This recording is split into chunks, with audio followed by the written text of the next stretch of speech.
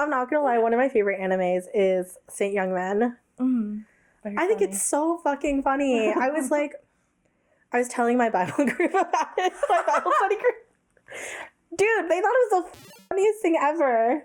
You know they're making a live action? They are? Yeah. Yes. Oh my god. Some people are gonna be like, that's sacrilege.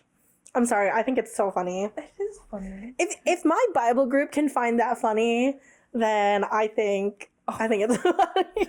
I thought it didn't have eyes for a second. It has eyes. It has eyes. They're just closed. What are we talking about? Back to my intro. Okay.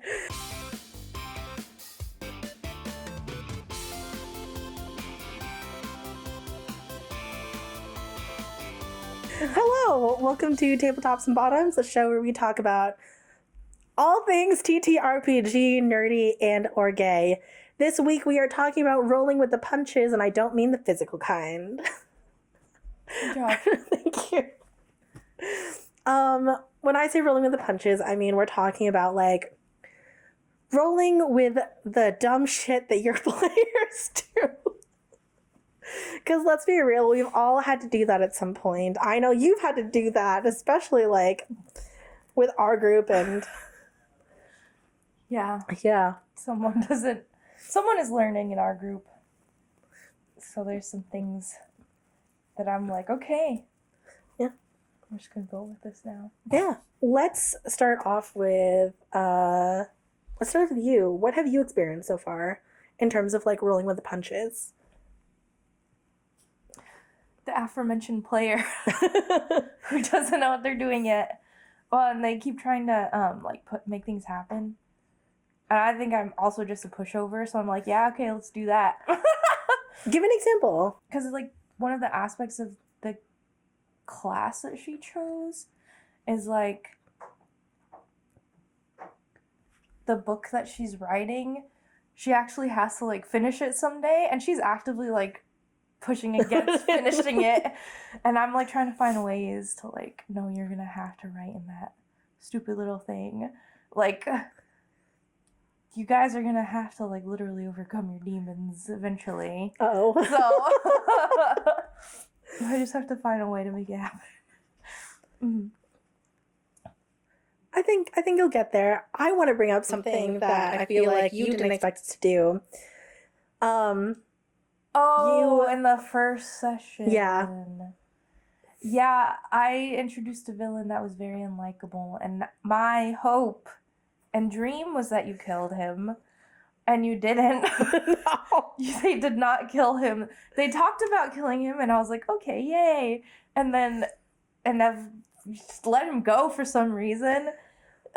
I don't know why. In our defense, we let him go because we didn't want the blowback to like, we didn't want the villagers to like take the blame for his death if we killed him. Mm-hmm. Thinking about it way too logically. It was literally in my plans that you killed him. And they didn't, and now he's just becoming the big bad now. I don't know. He's very elusive. I don't know if you'll run into him again, but you'll just keep running into his crimes. We unionized all of his workers. All the ones we've come across, we unionized. All the ones we've come across. Yeah. It's a big world. He's out there somewhere. Penny believes in unions. Yeah, then in session 3, I introduced a sweatshop. An underground sweatshop that he had ownership of. I was planning on unionizing them. That was literally in my notes. I'm like, they unionized. I know what you guys are about now. Yeah. Did we actually, out of my interest, did we set like a good baseline for the way our characters would behave? Yeah, kind of. You and I are, because she literally works for She is a professional activist, yeah. So I'm like, now I know where you guys are going with this. And that, in that regard, Ollie's the odd one out, where I don't know Yeah, what Ollie is he's about yet. yeah, An enigma. good character so far. Mm-hmm. I enjoy that. Mm-hmm. Has there ever been a moment where we like did something so out of pocket that you were like, what the Not yet. Not.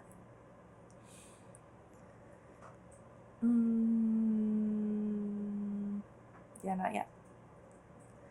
Which is funny because it brings me to my next point of on the list it says scaring players as the GM. Uh-huh. What you said scared me just a tiny bit when you said y'all are gonna have to face your demons. Oh, right now. Like right now. Oh.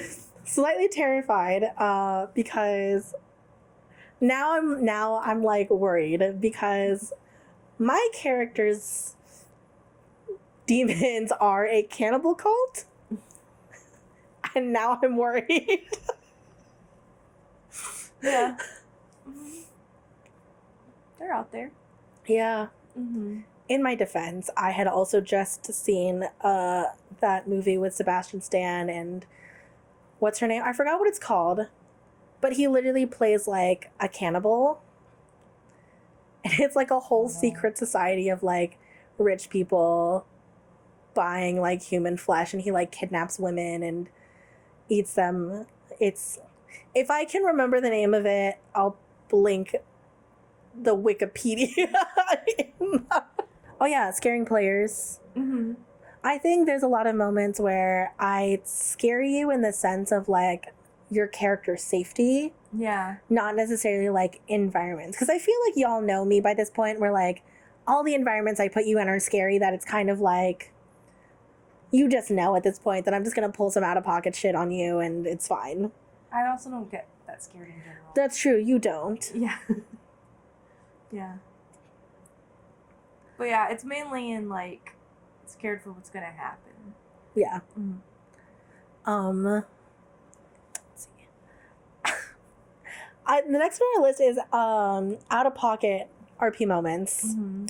Has there ever been a point where you in game have ever been like, what the is happening right now?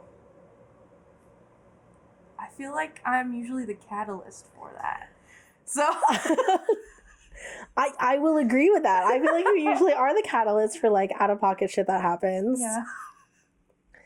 I think a lot of times I will say, a lot of times it's also my own slip up. Like the Flesh Lighthouse being a prime example that I will never live down. Your flashlight house.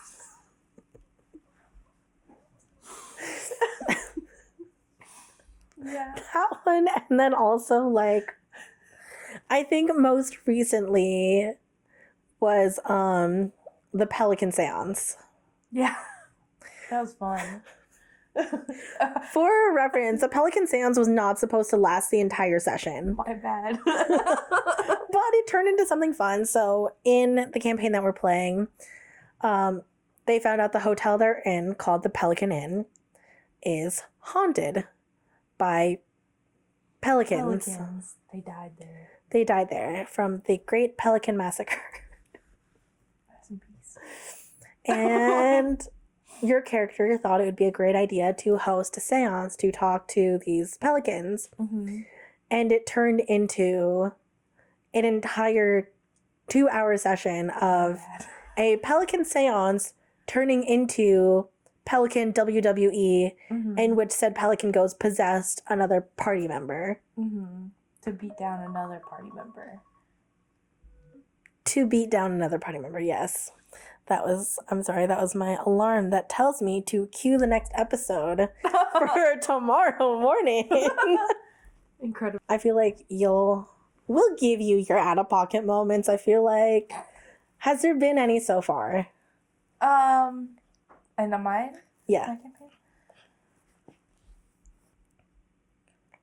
I think I let Elsa rant once for a while. And then I was like, okay. Okay. I feel like, and yours, I feel like there's a couple that I think, you stopped one of those actually from happening. It was episode 1 where I was gonna fight the kid. Oh my god, yeah. I was just trying to buy like a little keychain. Yeah, my kid scammed their character. Yeah. Yeah. I also love in your world that money is just called monies. It's not supposed to be, but that's just what ended up happening. Again, rolling with the punches, that's what it is. Yeah. I think that one, and also when we were in the bar and we were trying to make Taffer look bad. Mm-hmm. And you said he's like a toad person, and toads like don't have teeth. And I was like, oh my god, he bit me. I feel like that one, like I wasn't expecting that one to work so well. And then it did. That was pretty good. I was like, okay, you want it to work, here we go. And you rolled well. I did. I rolled so good. I was very excited about that. Mm-hmm. That one was fun. Yeah. Can't wait to have more. I'm so excited. Like, I love playing Penny. She, I think, very quickly became my favorite character. That's crazy.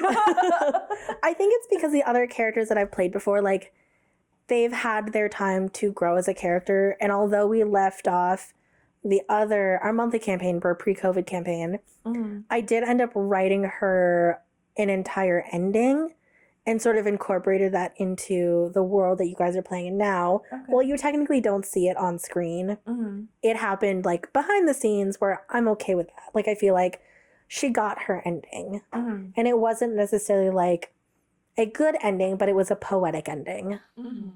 I feel like there's going to be a lot more moments that we're just going to like...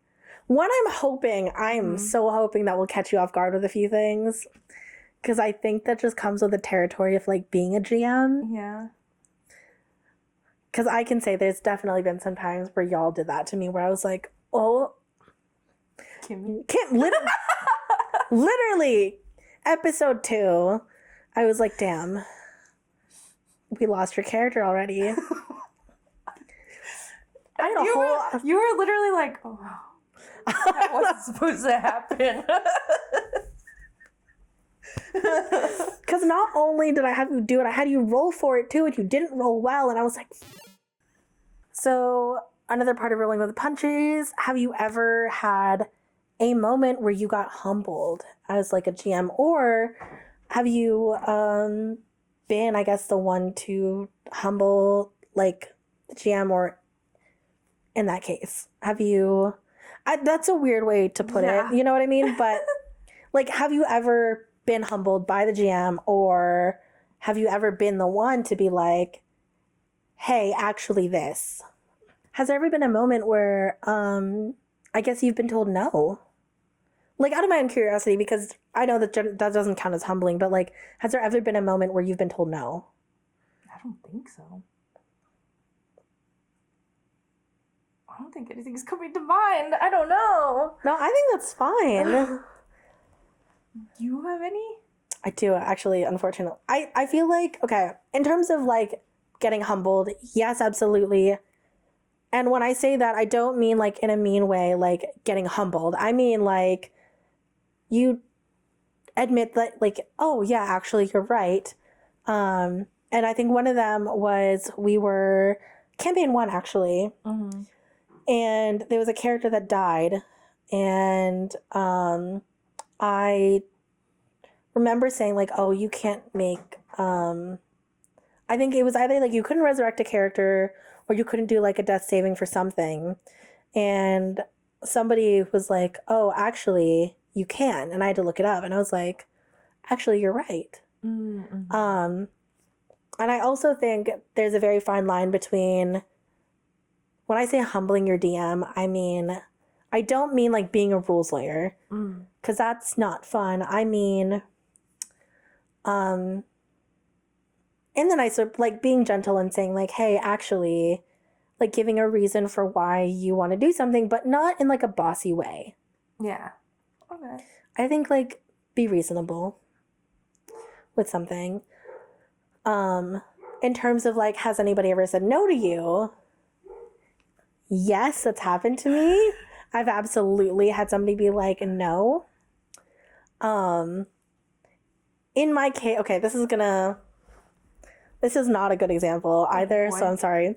Again, this was like the other group that I played in where we all kind of like did one shots and we switched off being players or DMs.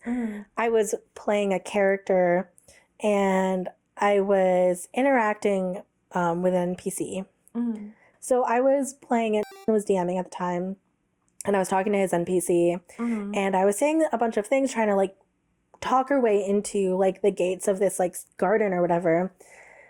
And while I was talking, character was just being like absolutely like horrible to me. Oh my god. And so I tried to sort of like retcon it and be like, I wanted to say all of this like in this language that I know. And he said no.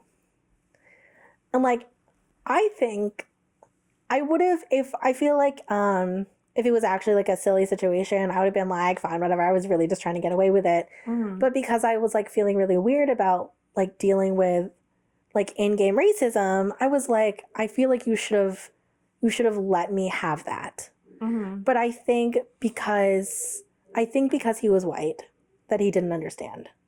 That I was trying to be like, hey, I'm not okay with this. And I should have also been more vocal about that. Yeah. About like, hey, I'm uncomfortable with what I'm feeling right now. Like, not as a character, but as a player. Yeah. So. I don't know. It's not good when you can't, like, come out, like, and say to your DM, like, this is how I'm feeling. Yeah. IRL.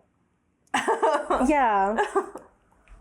I will absolutely agree with that. Like, I think not okay in any situation. No. Other than that, I don't think I've ever really been told, no, you can't do something. Yeah. Unless it was something that I was absolutely trying to do, where I was like, I'm really trying to like make this work, even though I know it shouldn't. Yeah. I feel like I will absolutely be trying that in your game, but I feel like you'll also be like, no. Like calling me out for like, that's not something you can realistically do. Probably. But I'm also a pushover. So I don't think you are. I think there's okay. I think we should establish there's a difference between like being a pushover and also like rolling with the punches. I feel like if it's something fun, then that's rolling with the punches. If you're just doing it to appease somebody, then it's just being a pushover. I don't think so. I do know there's been a few times where she thinks I'm a pushover. Oh, betrayed by your wife. I do know there's been some times where I've had to tell you no as players. Yeah. But I don't really say it as in like, no, you can't do this. I try to give a logical explanation of like why you can't realistically do something. Yeah. Yeah. I just can't think of any like specific circumstances, but like I know that it's happened before. I think that's fine. I think that's also part of like, I don't want to say it's a good thing, but it's also not a bad thing. I feel like it's fine if there are times where you just don't remember like having to say no because like it did just sort of like flow naturally. I think that's why it's okay. You know? It's not good if you just keep thinking about a situation. Yeah. Like I think that is bad if like if you keep mulling over the situation and you're just like, damn, like I can't believe they said no to that. Yeah. I think if you're gonna say no to something, have a reason and give your players an opportunity to explain or rationalize, I think, why something could or should happen. I don't think we've done hot takes or... Oh, yeah, we keep forgetting. We keep forgetting hot takes. It's fine. I feel like if we have a hot take, it'll come up. But advice portion of this. How do you roll with the punches? Or how would you personally roll with the punches? 2, how would you like to see, I guess, me as a GM roll with the punches of like what you guys do as characters? I think it's good to not always know what happens next, and if something silly or funny happens, to keep it in, don't squash it down, because you want you and your players to have fun, even if it comes at the expense of your story. You can work around it. Improvise. You can do it, even though it's scary. And be open about what's going to happen in the story and to your players IRL if something comes up in regards to like saying no, give a reason why, and then let them give a chance to explain. It's always nice. I think you summed that up perfectly, actually. Yeah, I have nothing else to add to that. That was absolutely perfect. Again, I think if you guys out there have questions about certain scenarios or like how do you do XYZ, leave us a comment. Like maybe we've experienced it before. I have definitely had some bad experiences as a player. So learn from those experiences. Like if there's something that you've experienced that maybe I have as well, feel free to drop it. I'll let you know how I dealt with it, how you move on from things like that. I think to your point, absolutely. Like even if something fun comes at the expense of your story, I think rolling with the punches also means being able to be flexible about your story, knowing when it's okay to change things. I have definitely written or rewritten the campaign at least twice in campaign 1 and definitely once in campaign 2. But again, I think that's fine because then you yourself as a GM get to grow and learn and say, how is my story adaptable? And also I think it reinforces the fact that your players have free will. Your characters have free will to change the world that you live in. And it's interesting for the other characters too if something happens. Exactly, that yeah. you weren't expecting. Yep. That's where we're going to end the episode. Thank you for watching, and please remember to like and subscribe and click those buttons down below. You can always find us right here on YouTube and on Spotify. And if you want to support us in other ways, you can find our Ko-fi down below. Thank you. Bye.